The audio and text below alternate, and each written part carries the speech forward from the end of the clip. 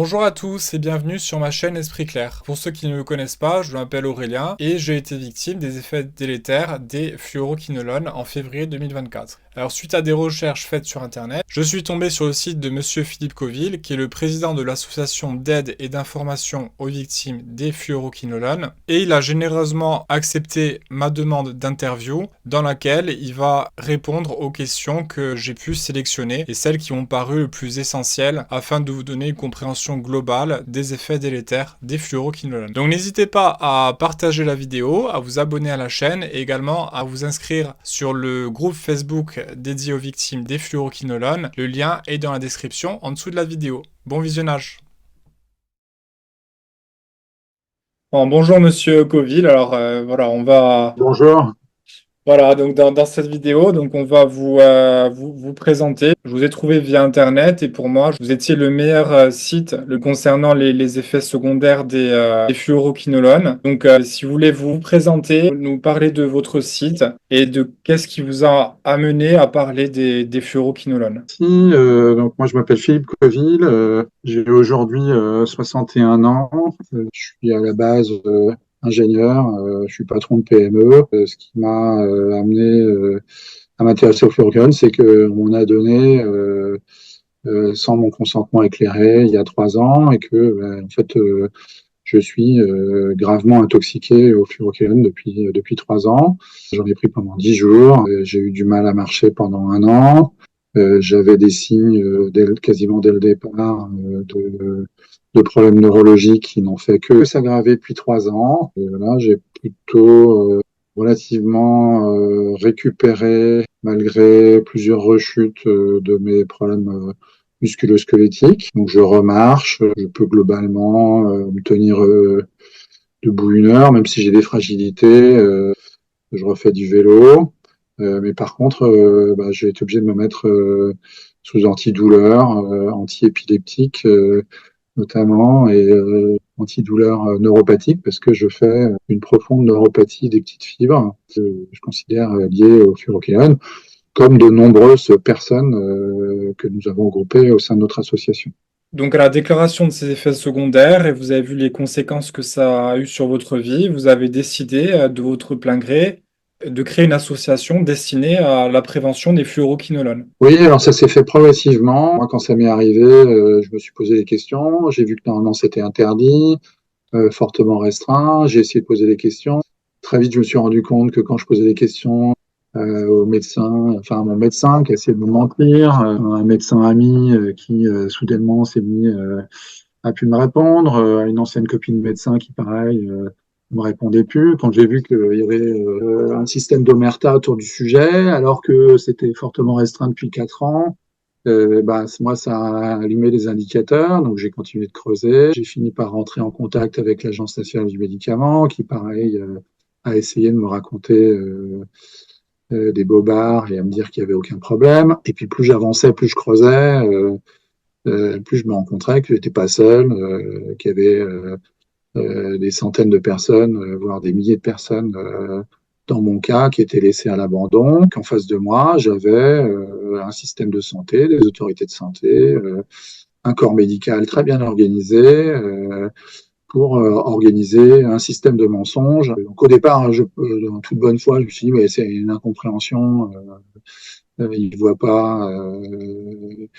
Ils voient pas. Et puis, quand je me suis rendu compte que en face de moi, j'avais des gens en charge de notre sécurité médicamenteuse, voilà, qui ne voulaient rien, qui ne voulaient surtout rien faire, ben, je me suis dit qu'il fallait, voilà, il fallait faire des choses. Donc, j'ai commencé par porter plainte en bonne et due forme auprès du procureur de Paris et de la procureure de Versailles. Je me suis dit que j'allais pouvoir faire ça à mon nom. Et puis, je me suis rendu compte que, ben non, il fallait pour avoir voix au chapitre dans le système de santé français, il fallait créer une association. Donc, j'ai fini par créer une association avec 2 autres victimes. De ces deux autres victimes avaient créé le groupe Facebook Kinelan France, qui est un groupe d'aide et d'entraide, qui est aujourd'hui le groupe d'aide et d'entraide de l'association.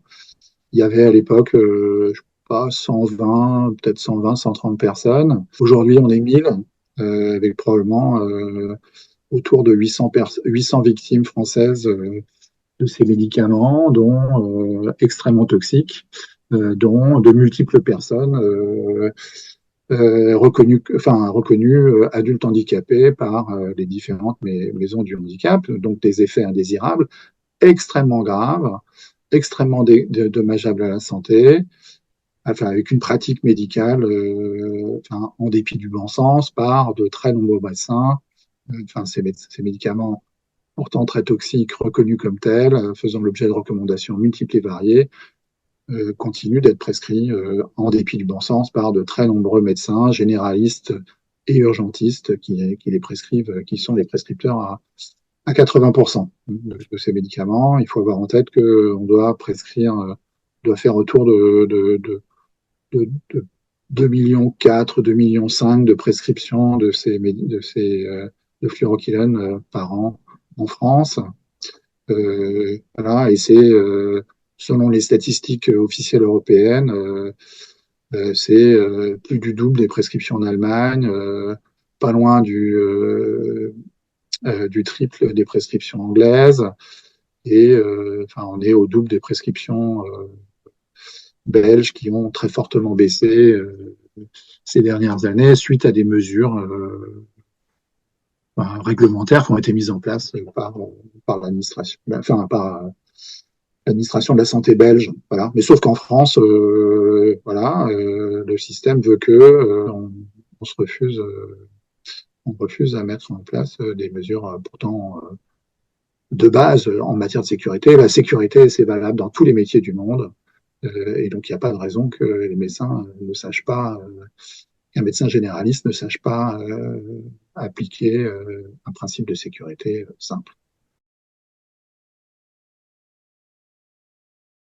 Parce que vous en parlez sur votre site, les médecins ne sont pas des scientifiques, dans le sens où eux-mêmes ne font pas de recherche de leur propre gré, et qu'en fait, lorsqu'on arrive dans le cabinet d'un médecin, lui, on lui a appris en cours que voilà, la ciprofloxacine ou les fluoroquinolones fonctionnent dans les infections urinaires. Ça peut arriver à n'importe qui, quoi. On arrive chez le médecin et on nous prescrit un fluoroquinolone.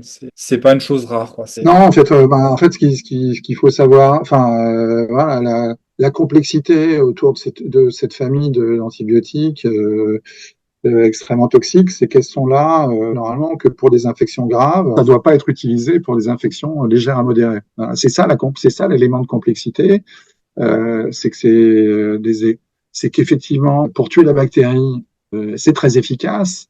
Mais c'est tellement efficace et tellement toxique qu'il y a des risques significatifs d'endommager de manière irréversible, dans certains cas, la vie du patient.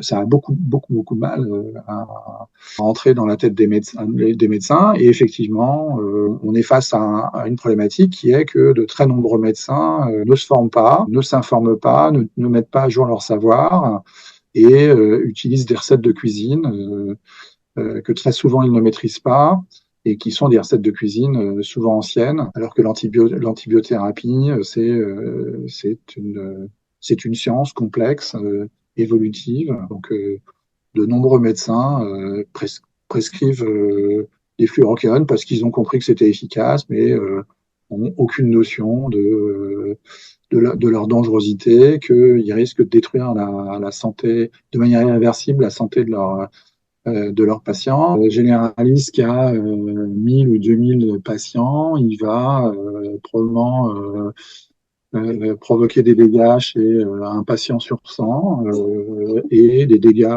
irréversibles chez un patient sur 1000. Donc un patient sur 1000, ça lui arrive peut-être une fois tous les 10 ans. Donc s'il fait semblant de ne pas le voir, il va être dans le déni, il va le cacher.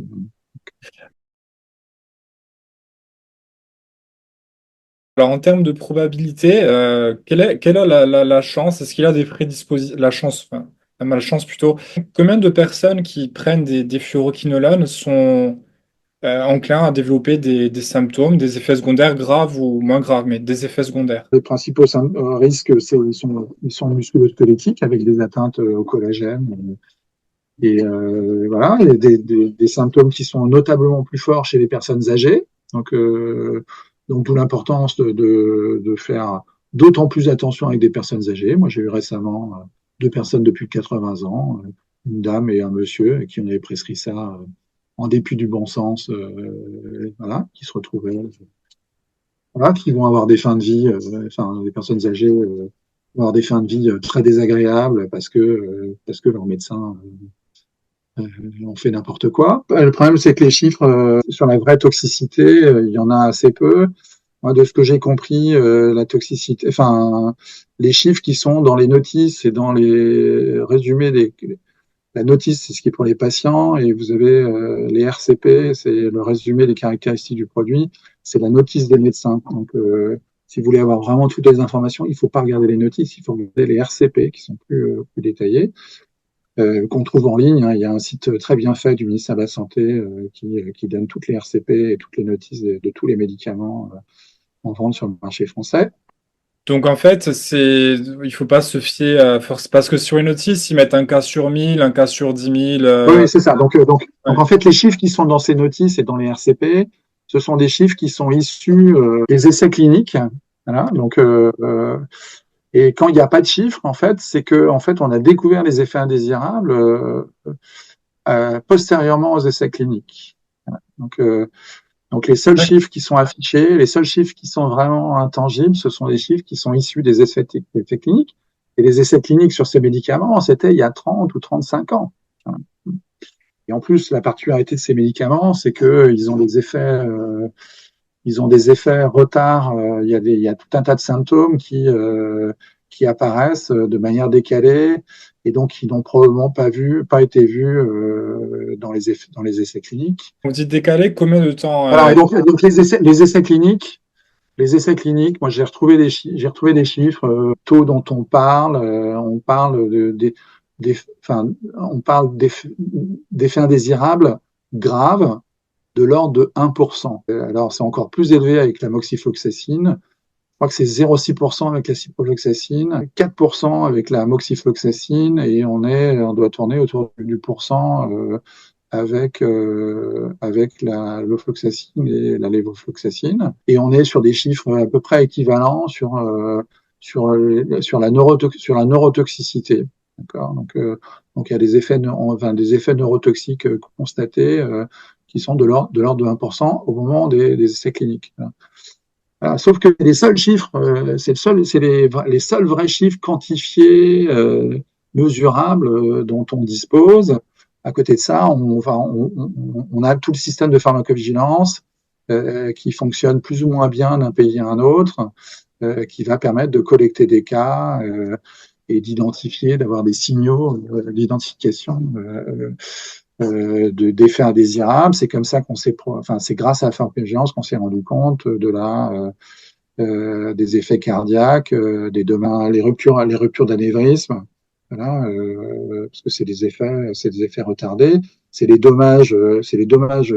Enfin, globalement, les fluoroquinolones, enfin, un des dommages importants, c'est les dommages au collagène. Et du collagène, on en a partout dans l'organisme, et notamment dans le cœur et dans les artères et les vaisseaux. Et donc, chez certaines personnes, ça va endommager les artères, ça génère des anévrismes et puis ça pète. Chez d'autres personnes, ça endommage les veines. Donc, vous avez des gens qui soudainement se mettent à avoir les pieds qui gonflent parce que les veines sont endommagées et que le retour veineux ne fonctionne pas.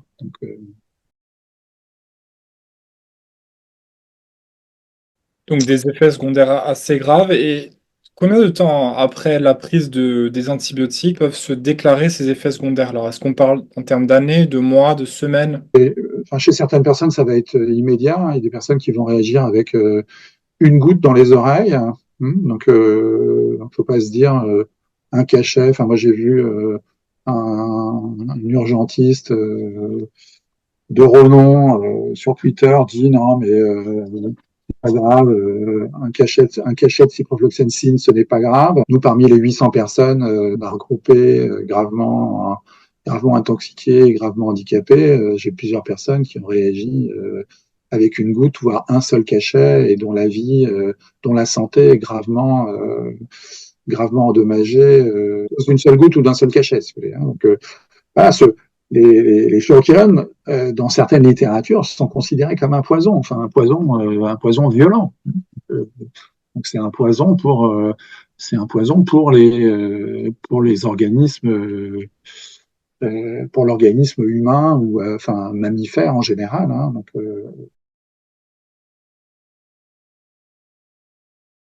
Donc en fait, ce n'est pas forcément la quantité. Est-ce que il y a une différence entre un patient qui prend le traitement pendant 10 jours? Bon, je sais que moi, on me l'avait prescrit à 500 milligrammes de comprimés par jour. Est-ce qu'il y a une différence entre un patient qui prend 10 jours ou un jour? Voilà. après, ce qu'il faut avoir en tête, c'est que, enfin, on utilise des recettes de cuisine en traitant tout le monde de la même manière. La problématique, c'est qu'on est tous différents. Voilà, enfin, on parle du gène, enfin, du génome humain, mais on a tous un génome humain différent, donc on est tous différents. On est d'une complexité très importante. Et bon, chez certaines personnes, enfin, chez la plupart des personnes, ces médicaments vont juste détruire les bactéries, ils n'auront pas d'effet. Et puis chez d'autres, ça va entraîner des effets extrêmement graves. Et c'est pour ces autres qui ne doivent pas être sacrifiés sur l'autel de la négligence médicale que les règles sont faites et le respect des règles et les règles de sécurité sont faites. Elles sont faites pour protéger Ouais. ben, le plus faible et celui dont Ouais. l'organisme n'est pas capable de supporter. Et donc, il y a 1% des gens dans la population générale qui va faire des effets graves. Et puis moi, j'estime à 1 pour 1000 ou à 0,5 pour 1000 de gens qui vont faire des effets très graves et qui vont se retrouver dans un fauteuil roulant avec des séquelles à vie, vont plus pouvoir travailler.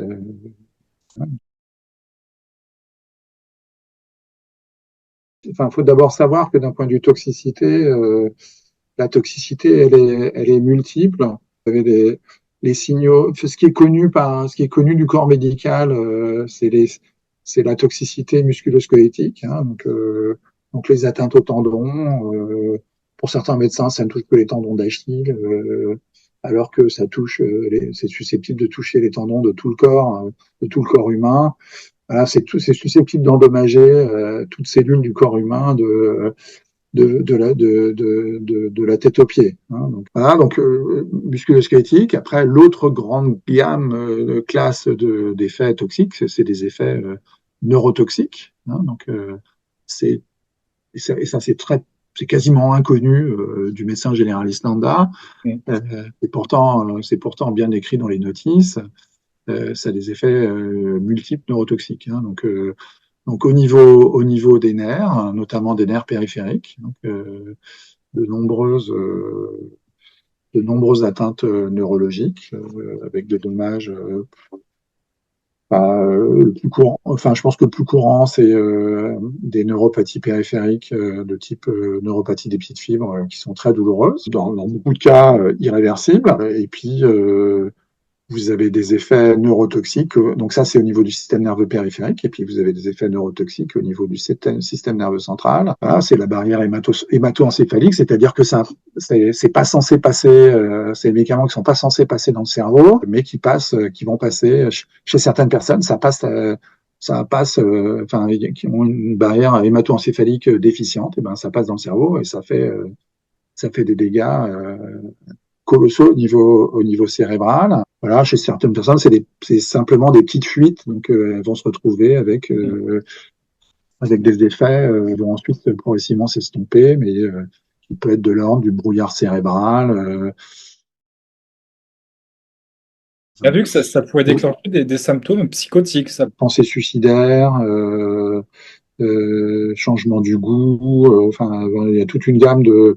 Moi, je pense que j'ai eu des petites sensations qui se sont estompées. Et voilà, mais il y a des gens qui sont très très gravement touchés. Enfin, on a un cas, j'ai un monsieur que je suis qui était ouvrier du bâtiment, qui a pris ça pour une infection urinaire masculine et qui s'est retrouvé, enfin, au bout d'une journée, avec des pensées suicidaires extrêmement fortes. et qui ne s'en sort pas. Qui s'en sort pas. Enfin, lui, il fait des troubles musculo-squelettiques et à côté de ça, il a des troubles psychiatriques extrêmement importants. Il n'arrive pas à dormir la nuit. Voilà. Donc il y a des séquelles très graves au niveau psychiatrique. Ouais. Après, ça va toucher, chez certaines personnes, ça va toucher les yeux, chez certaines personnes, ça touche. Enfin, moi, sur les statistiques, j'ai les statistiques. Enfin, on a 250, enfin, on a collecté 250 témoignages détaillés sur lesquels on a demandé aux gens, aux victimes, le type de symptômes qu'ils avaient. Grosso modo, 95% des gens ont des symptômes musculo-squelettiques, c'est-à-dire globalement tendineux. Et puis, mais par contre, vous avez 2 tiers des gens qui ont des symptômes de type de neuropathie périphérique, de neurotoxicité et psychiatrique. Deux tiers des gens, enfin sur 250 victimes, voilà, bon, c'est sur les gens qu'on a réussi à regrouper. Hein, donc, mais ça montre la fréquence des effets neurotoxiques. Et puis après, vous avez des effets cardiaques, vous avez des effets auditifs, des effets sur les yeux. Mais, voilà, mais les yeux, ma compréhension, c'est une prolongation de notre système, enfin, de notre système neurologique. Donc, Est-ce qu'on a une récupération qui est linéaire ou est-ce que plutôt on a voilà, des rechutes? Est-ce que ça va mieux puis 5, 6 mois plus tard, on ne sait pas pourquoi, ça revient? en fait, c'est très variable d'une personne à l'autre. Il y a des personnes qui vont réussir à s'en remettre sans trop de, voilà, mais qui c'est quand même, enfin, les gens qui s'en remettent complètement, c'est quand même, ça c'est, ça a tendance à s'estomper, ça a tendance plutôt à s'estomper avec le temps. Non, mais ce temps, il peut être long parce qu'un an, quand on est dans un fauteuil roulant, qu'on n'arrive pas à marcher, enfin, vous-même qui êtes touché depuis 8 mois, le temps est long. La jeune fille de 17 ans, moi, qui est touchée depuis probablement 8 mois, voilà, qui a pas pu passer son bac cette année, enfin, parce que son médecin généraliste lui a prescrit ça alors qu'il n'aurait jamais dû prescrire ça parce que son médecin généraliste n'avait pas compris que c'était hyper toxique. Voilà, mettre en fauteuil roulant une jeune fille de 17 ans. J'ai eu un message hier de sa maman disant globalement que ça s'améliorait pas beaucoup. Donc, donc c'est très variable. Moi, j'ai tendance à dire que quand même globalement, les symptômes, un certain nombre de symptômes s'estompent, notamment au niveau musculo-squelettique. Au niveau neurologique, c'est assez variable. Est-ce Voilà, que... Hmm. mais ce n'est effectivement, comme vous le disiez, pas linéaire. C'est-à-dire que la particularité de cette intoxication, c'est que on a tendance à passer son temps à faire des rechutes. Donc, Hmm. des rechutes qu'on a beaucoup de mal à expliquer. Il y a un certain nombre d'hypothèses, que ce soit lié à l'alimentation, des interactions à distance avec des produits chimiques qu'on va retrouver dans l'alimentation parce qu'on mange pas bio. Voilà, de l'interaction à distance avec des médicaments anodins qu'on prenait précédemment et qui vont faire rechuter. Il y a certaines hypothèses comme quoi il y aura des restes qui pourraient rester dans la viande, dans l'alimentation d'origine animale non bio. Dernières hypothèses qui sont faites par des victimes du groupe Féru de biologie, c'est que lui, de par tous les échanges, ces recherches qu'il a fait au niveau biologique sur les échanges moléculaires, c'est que lui, il pense que chez certaines personnes, en fait, les fluoroquinolones resteraient bloqués sous forme de cristaux de fluoroquinone avec des atomes de fer bloqués au niveau tissulaire. Et c'est ça qui en générerait les effets indésirables, les dysfonctionnements de la production de collagène et les réintoxications à distance. Hein, certaines personnes auraient du mal à évacuer les fluoroquinolones de leur organisme, et donc à un certain moment, les toxines vont migrer d'une zone à une autre et donc entraînant des rechutes. Il y a un certain nombre de certitudes sur les mécanismes toxicologiques, notamment sur la toxicité mitochondriale. Et nous, on voudrait continuer de travailler ces hypothèses. Voilà. Enfin, il y a de l'intelligence collective, sauf qu'on est face à un corps médical qui refuse de travailler à soigner les victimes de ces médicaments. Enfin, là, après, il y a effectivement,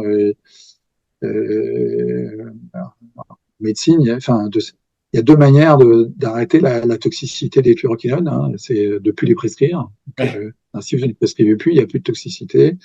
Et puis l'autre manière, c'est une fois que les dégâts sont là, c'est de soigner les gens. Et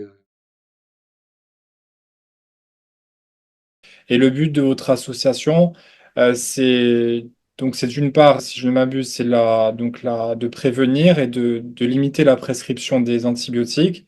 Et une fois que malheureusement on peut plus revenir en arrière, les gens les ont consommés, là c'est de les informer pour qu'ils puissent recouvrer leur état dans de meilleures conditions le plus rapidement possible.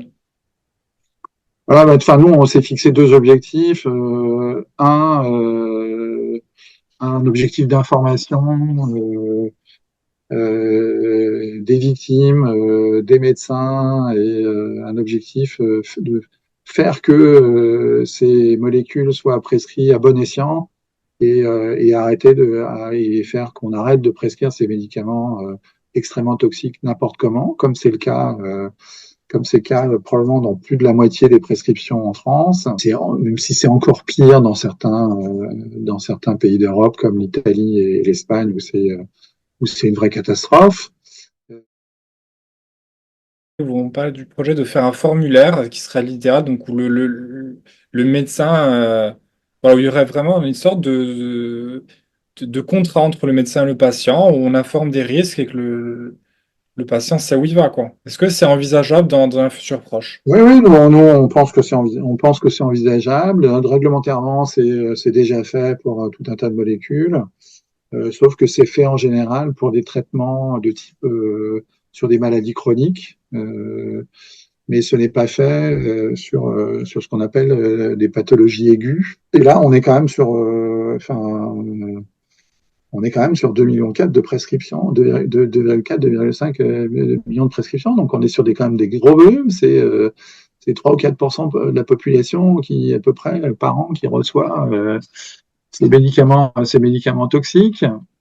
Et on se heurte à un refus du corps médical de respecter des règles de sécurité.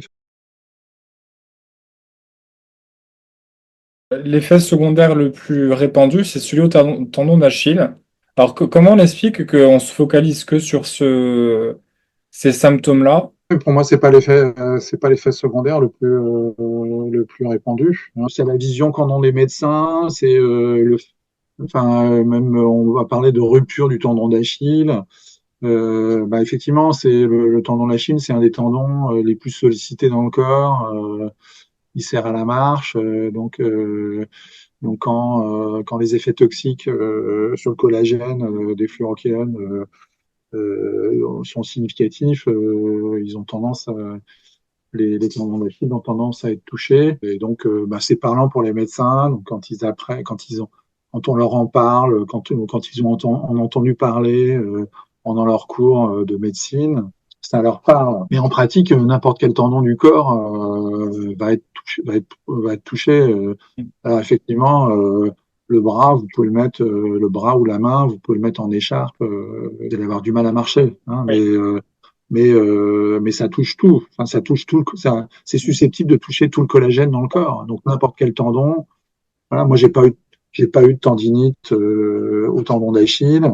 J'ai eu très très mal au mollet, très mal au genou, à un point où je me demandais si mes genoux n'étaient pas rongés de l'intérieur. Voilà. Et puis un an et demi après, Non, quasiment 2 ans après, j'ai fait 2 tendinites aux 2 aponevroses des pieds. 2 ans D'accord. après, 2 ans après, j'ai fait 2 tendinites aux 2 aponevroses des pieds. Bon, enfin, dans mon cas, mais il y a des gens qui sont touchés aux épaules, qui sont touchés au dos, enfin, qui sont touchés au coude, aux genoux. Il n'y a pas que des tendons, du collagène, il y en a partout. Et puis du collagène, il y en a aussi dans les artères, il y en a dans les veines. Donc, ça crée des points de faiblesse potentiellement partout dans le corps. Est-ce qu'on a un cas élevé de rupture des tendons d'Achille? Ah oui, ça, des cas avérés de rupture de tendon d'Achille, il y en a plein. Moi, les ruptures des tendons d'Achille, c'est notablement plus fort chez les personnes âgées. Donc plus la personne est, enfin, plus la personne est âgée, plus elle va avoir tendance à réagir. Et donc les ruptures, on les voit beaucoup. Mm. Moi, je les vois enfin, quasiment toutes les ruptures, c'est les personnes âgées. Ouais, Euh, ouais, plus de 60 ans ou plus de 70 ans. Mais une rupture de tendon d'Achille, c'est totalement destructeur, parce qu'en plus, ouais. c'est pas des ruptures, c'est pareil des ruptures d'effort ou des ruptures, c'est des ruptures Ouais. liées, c'est des ruptures toxiques. Donc,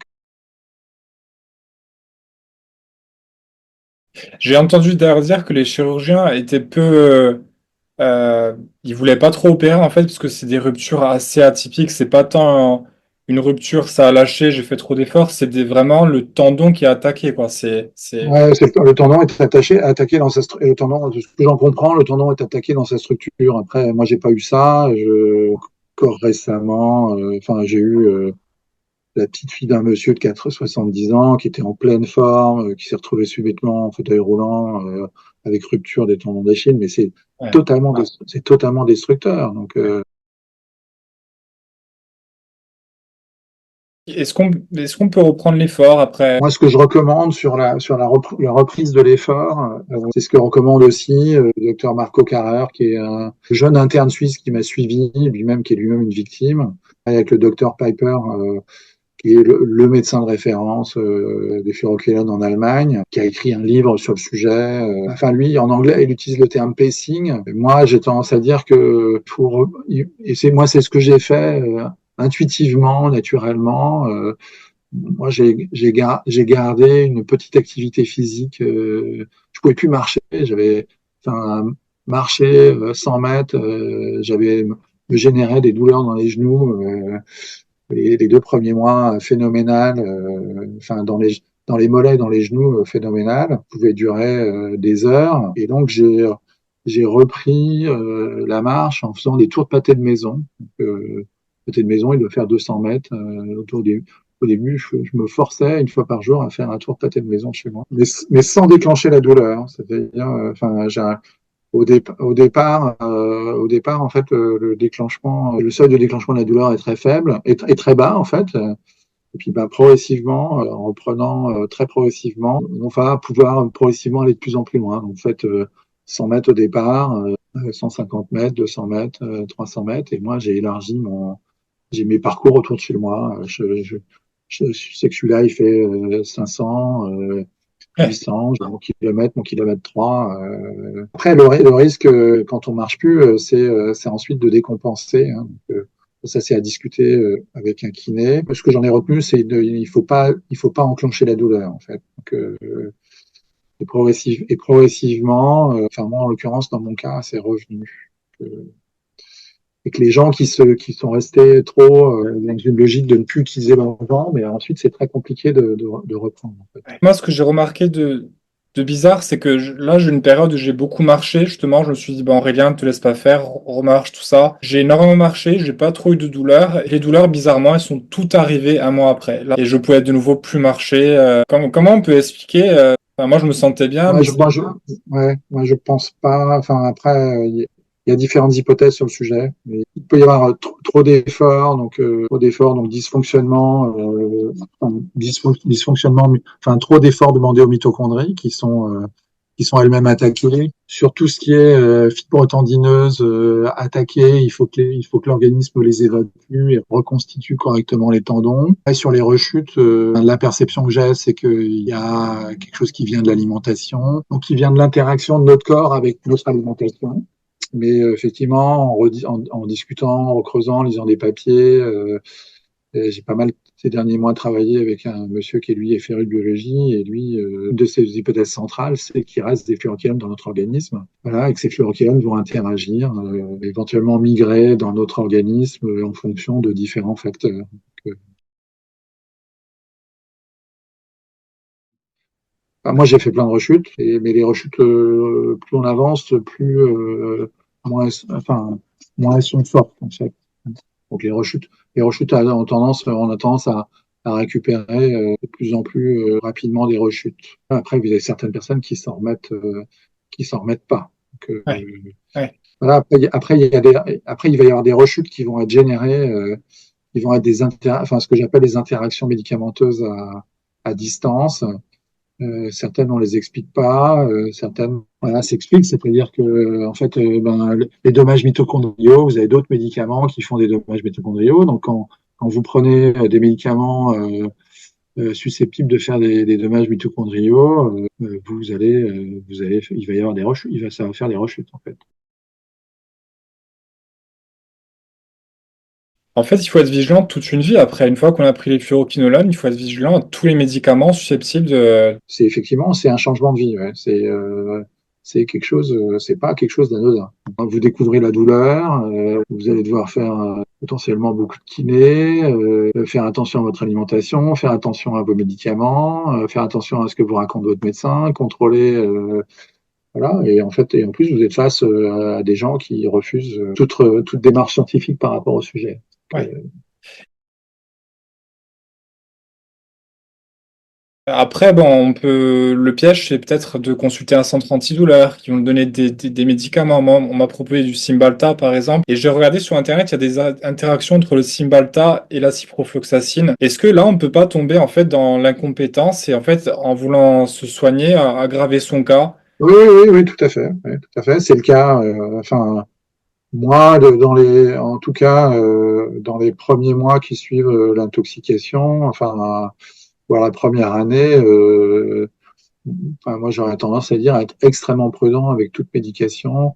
Et les anti-inflammatoires ne servent à rien sur des tendinites toxicologiques. Ils servent sur des tendinites d'origine d'effort, mais sur des tendinites d'origine toxicologique, ça sert juste à rien. Les anti-inflammatoires, c'est neurotoxique, donc pour des gens qui ont potentiellement qui sont susceptibles aussi d'avoir des dégâts neurologiques, ça risque d'accélérer les dommages neurologiques.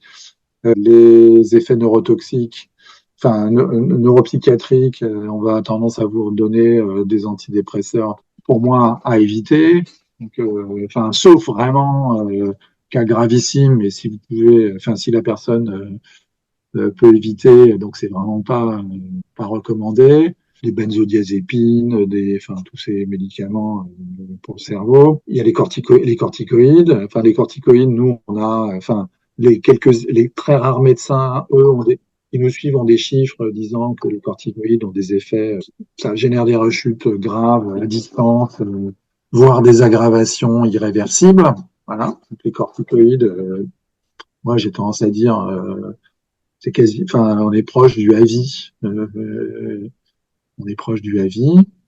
Et ce qu'effectivement je constate dans les groupes, c'est que des gens qui avaient pris des fluoroquinolones, qui se portaient plutôt pas trop mal, qui avaient des petits signaux mais pas trop graves, quand ils prennent des corticoïdes, ils rechutent et ils s'en remettent pas.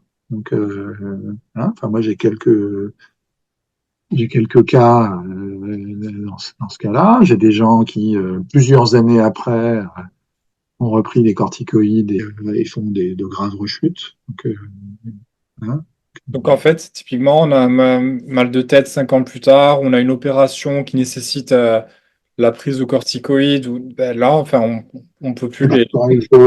Il faut sérieusement réfléchir. Ouais, Ouais. sérieusement réfléchir. Moi, on m'a proposé des anti-inflammatoires. Les trois rhumatos que j'ai vus m'ont proposé des anti-inflammatoires.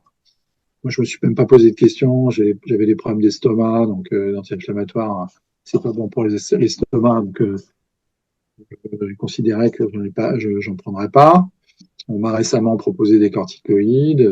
Voilà, j'ai considéré que j'ai expliqué à mon neurologue, je lui ai dit, bah non, on regarde, enfin, moi, j'ai me proposé la peste et le choléra. J'ai effectivement, je fais une neuropathie des petites fibres sur lequel vous voudriez tester l'effet des corticoïdes sur ma neuropathie, mais moi, le risque, c'est que je me retrouve dans un fauteuil roulant, donc voilà, bah, je veux pas. Donc, Et comment on peut expliquer que des médecins, enfin c'est leur métier, comment on peut expliquer qu'ils vous prescrivent des corticoïdes alors qu'ils connaissent eux-mêmes les interactions? non, parce que ils connaissent pas les interactions. Donc le médecin lambda, il va regarder par rapport à sa spécialité et il considère que ce sont pas les fluoroquinolones, ou il sait pas, il connaît, enfin, où il ne cherche pas, il creuse pas, il s'informe pas, sur les conséquences voilà.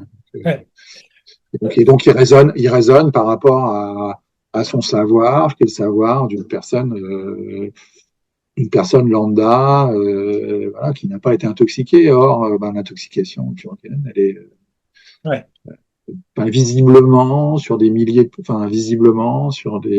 cas, elle, euh, elle génère tout un tas de pathologies et d'interactions complexes.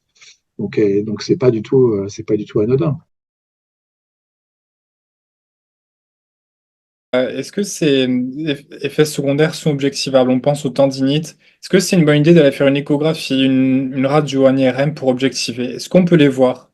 Dans certains cas, on les voit, dans nombreux cas, on ne voit pas. Mais l'objectivation, c'est aussi les comptes rendus.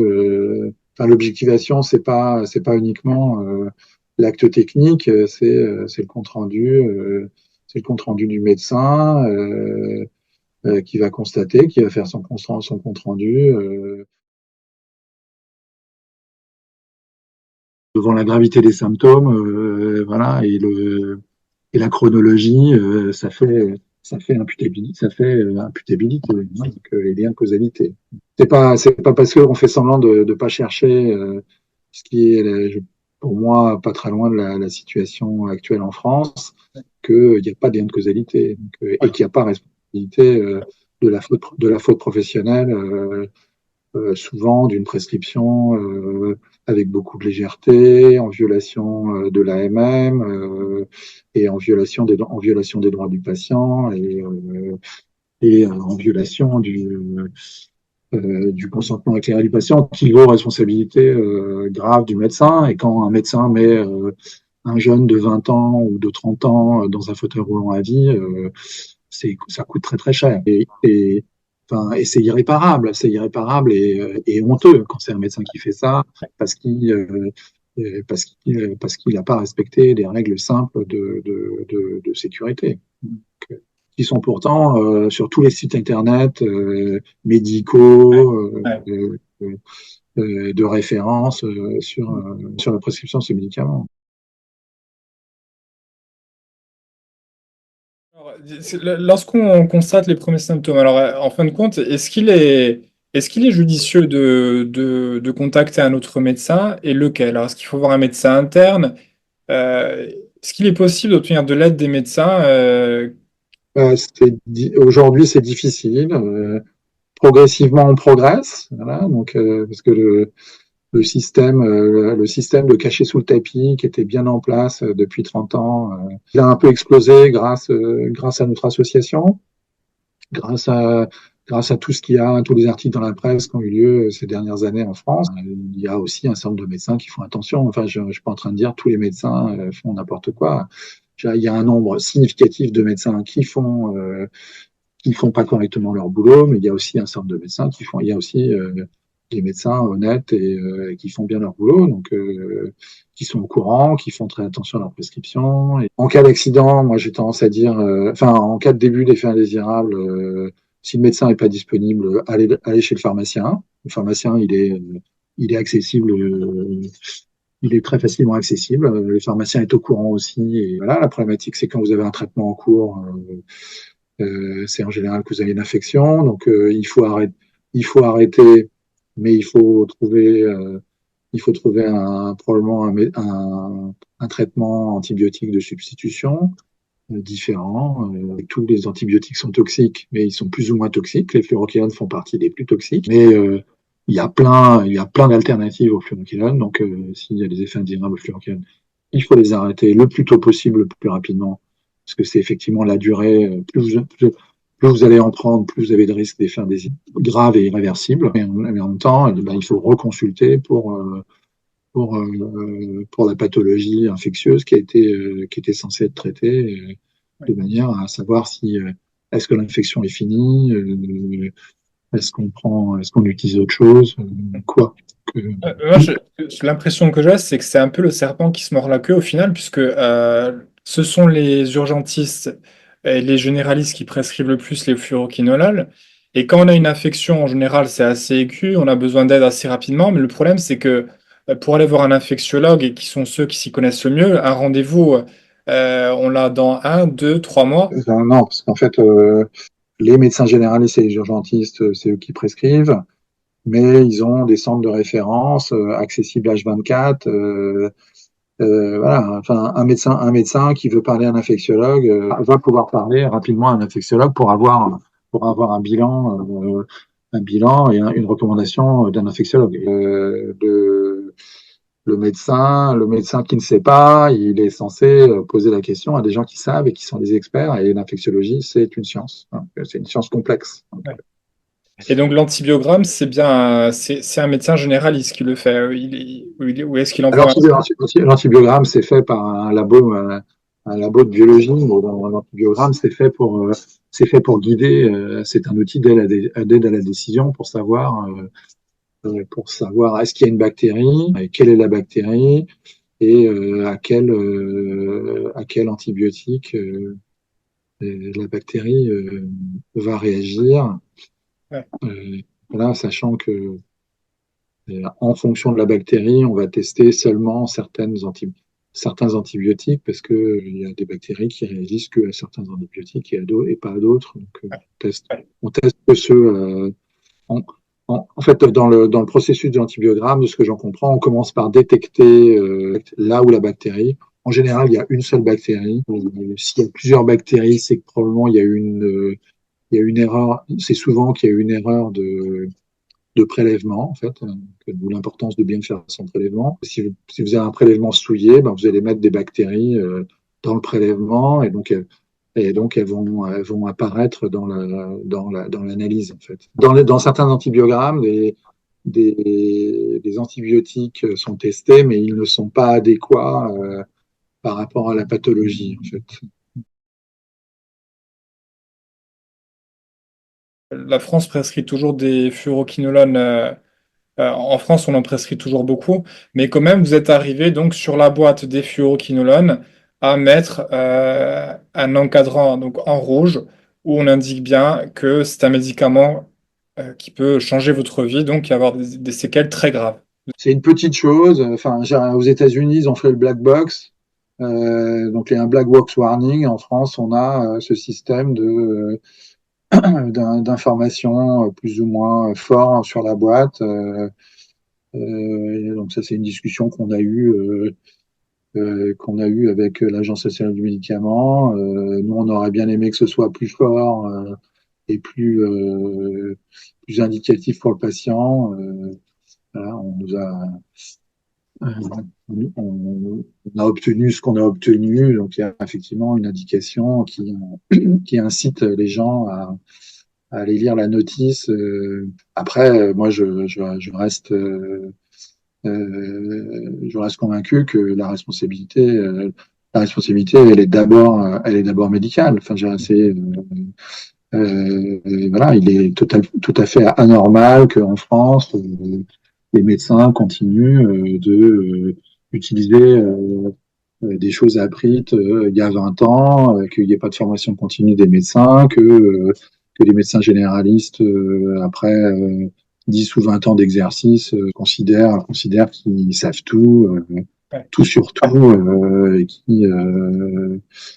voilà, et qu'ils n'ont pas besoin de se former, voilà, d'aller mettre à jour leur savoir et le savoir en matière médicamenteuse, il passe son temps à évoluer parce qu'on en découvre, parce que tout est d'une complexité phénoménale.